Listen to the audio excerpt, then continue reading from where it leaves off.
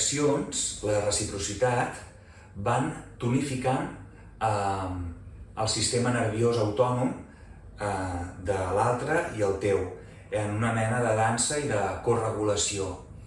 Aleshores, quan una persona es troba en una situació de solitud no volguda, on no pot fer aquestes interaccions, on està aïllada, encara que estigui envoltada de gent, però està aïllada, el sistema nerviós autònom ho detecta com una amenaça perquè són gregaris les persones i comença a activar tot el sistema d'estrès, de cortisol, d'alerta i tot aquest malestar en la persona.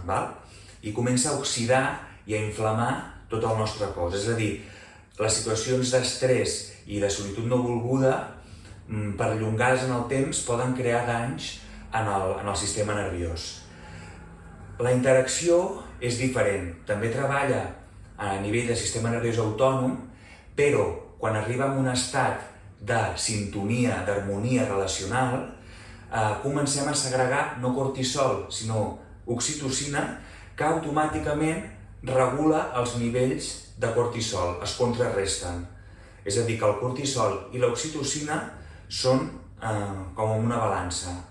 És a dir, que crear espais i condicions on les persones puguin interaccionar positivament i harmònicament és positiu, és salut, és calma i és corregulació.